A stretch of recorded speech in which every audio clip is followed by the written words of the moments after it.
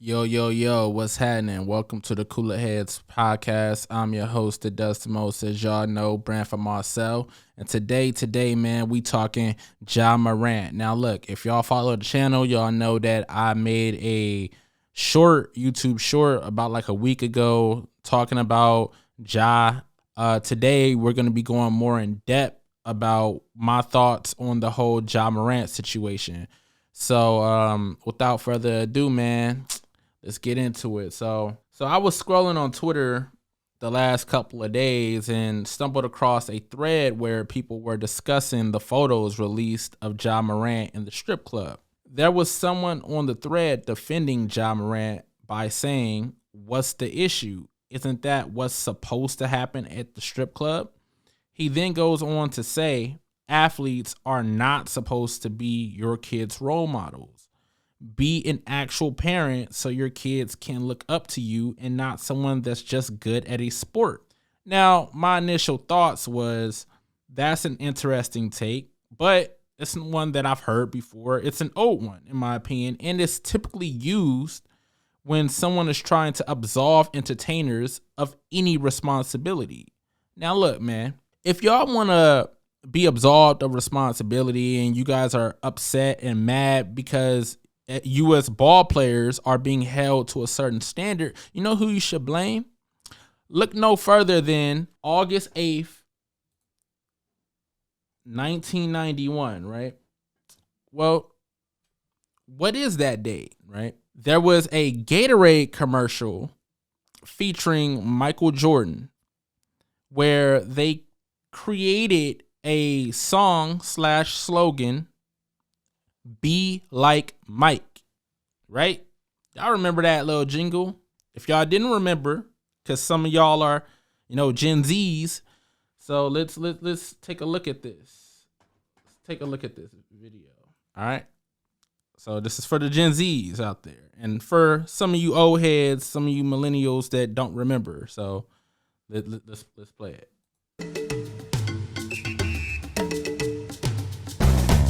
Sometimes I dream that he is me. You got to see that's how I dream to be. I dream I move, I dream I groove. like Mike. If I could be like Mike. Oh, if I could be like Mike. Like Mike. If I could be like If I Mike. could be like Mike. Be like Mike. Be like Mike. Oh yeah, I try. Just need to fly. Just one day, if I could be that way. I dream I move. Oh, I move. I dream I groove like Mike. If I could be like Mike. I'm gonna be like Mike. Like Mike. If I could be like Mike. Oh, Be like All right. So check it.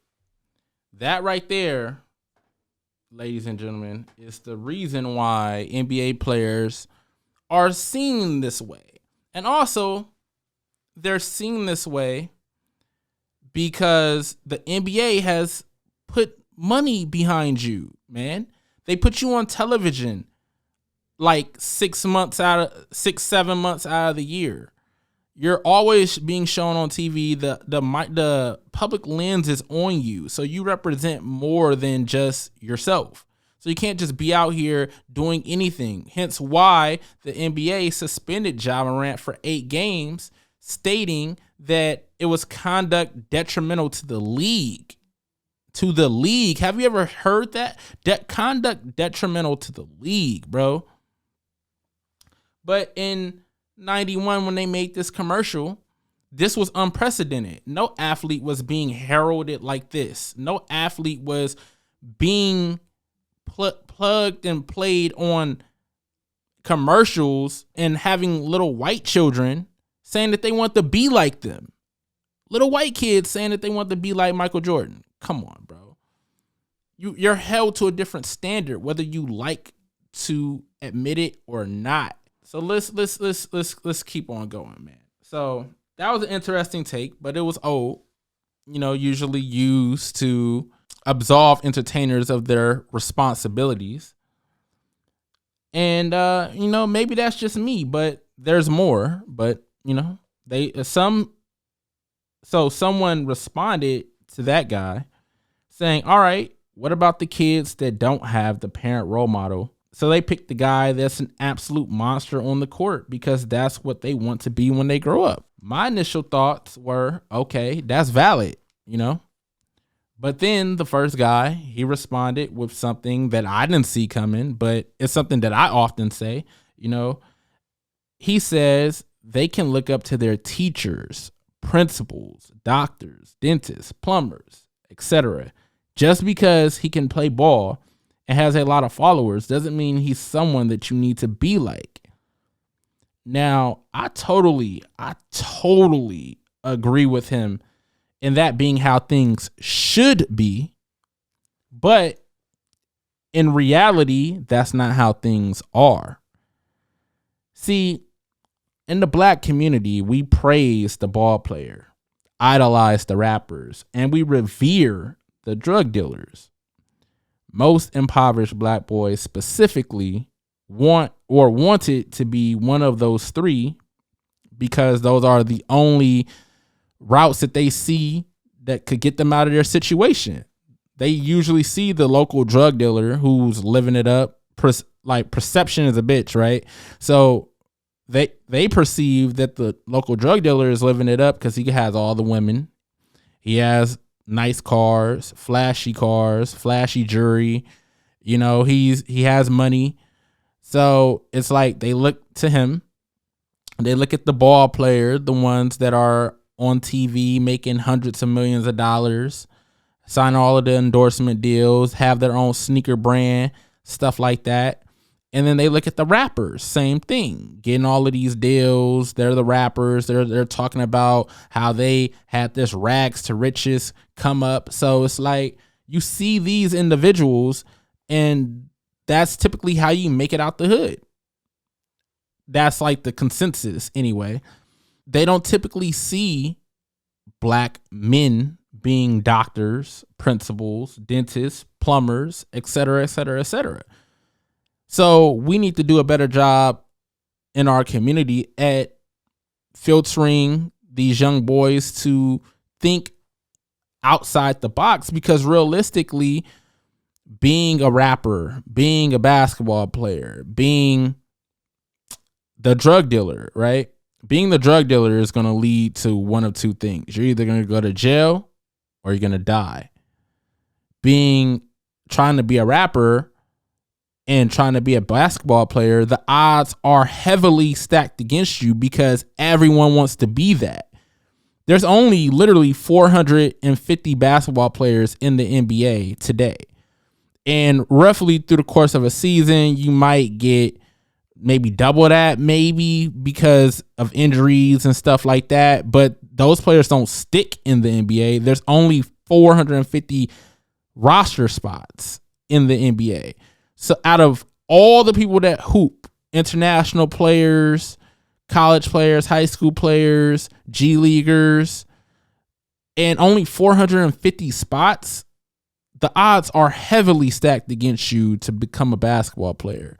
Same thing with being a rapper. Usually if you don't sign to a major, you're not going to be the next Drake, Kendrick, or J. Cole. You need a major. And typically when you sign a major, what happens when you do that? You usually get robbed. You sign 360 deals and you sign these bad contracts and you barely making anything anyway. So these are not really the best professions to go after, but perception, like I said, is a bitch, right? So that's why there's major discourse surrounding that and why we need more black men being represented in these other fields other than those three, you know. And drug dealing isn't really a career field, you know.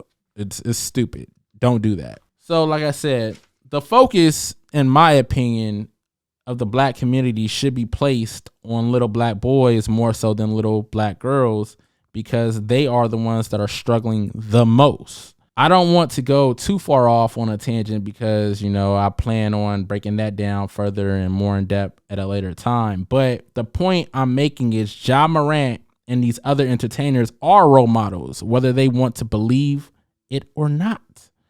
The way I see it is your skin is your uniform and your race/community is your team. Living in America will quickly show you how relay racing is technically the ultimate team sport. I believe we should all think of America as such. We all represent each other, and when one of us falls short or mess up, start viewing it as hurting the team. We all need to pitch in and do our own parts so that the team won't suffer. That's literally how stereotypes are formed. Even if we don't fit into those negative stereotypes, before giving you a chance to prove it, some might just be prejudiced and prejudge you off rip based off the stereotypes. It happens all the time. I've been a victim of it. I'm pretty sure you have too. This is why it's imperative that this message gets out, and why, as part of an older generation, we speak up and hold our younger teammates accountable. This is something I think Ja Morant apologists are missing in all of this. Steven Adams reportedly, literally called for a team meeting to try and refocus the group because prior to all of this happening, the team was on a losing streak. It was reported that Ja basically dismissed everything that was said and went clubbing that night anyway, hence the predicament he finds himself in now. I haven't heard any mainstream analysts say the truth. And the truth is that Ja listened to his vet, Steven Adams, he probably wouldn't be in this mess now. That's the truth. I recently seen Damian Lillard on JJ Redick's podcast talking about the current state of the NBA and how he thinks it's trending downward for the reasons I stated. Lack of respect, no love for the game, and look, just simply plain entitlement. Like with anything in life, you have to be willing to sacrifice something to obtain what you want. No one knew that better than the late, great Kobe Bryant. He sacrificed a lot in pursuit of being the greatest basketball player he could be. And it wasn't just so much about being the greatest basketball player he can be, but he realized that was his purpose, and he gave his all towards his purpose, which is a reason why him and Shaq didn't really get along while they were teammates, was because he felt Shaquille O'Neal played around and wasn't taking it so serious when he knew that Shaq had the potential to be the greatest player of all time. But sometimes once you get into the NBA, you get comfortable with the lifestyle, the treatment that you get, the money that you get, the fame that you get, and then you just get complacent that way. But if you really, really, really want to be great, one of the greatest of all time, you have to be goal driven. You have to just be obsessed with working on your craft and becoming the best. You know, you have to be obsessed with that. And look, maybe I'm wrong. Maybe Ja wants to sacrifice his career to be seen as a thug. Maybe that's it. I don't know, because it certainly seems that way. And then look, this is to T. Morant, Ja's father. Since it seems like you're not doing an effective job at this moment in time in Ja's life, being a role model, I think the perfect person Ja could talk to is Derrick Rose. Someone who has had the same abilities, responsibilities at a young age leading the Chicago Bulls, and someone who has also come from a disadvantage. Well, he more so than Ja has come from a really disadvantaged environment, and he still seemed to have the right head on his shoulders. He came into work every day, was dedicated to playing basketball, dedicated to being the best that he can be, but he was robbed of a promising career, being the next face of the NBA because of injuries. Injuries, man. If he had this opportunity that Ja had right now, do you think Derrick Rose would be squandering it at a strip club with a gun? Come on, no, he would not. And I think he'll be the perfect mentor for Ja Morant. You know, hopefully what I want to see is that Ja Morant takes this opportunity and looks at it like it's a wake-up call. Because he almost lost it all. He's lucky that the NBA is being a little lenient on him and gave him an 8-game suspension, and it's just this, you know, and having him go to rehab and stuff. Because trust me, like Stephen A mentioned, if this was back in the day and David Stern was still the commissioner, oh man, Ja would be out of here. You know, Carmelo Anthony would tell you. He'll tell you. But yeah, man, those are my thoughts on this situation, man. I just hope that y'all all enjoyed it. Don't forget to like the video, comment below, subscribe for more heat, man. And thanks for coming out tonight.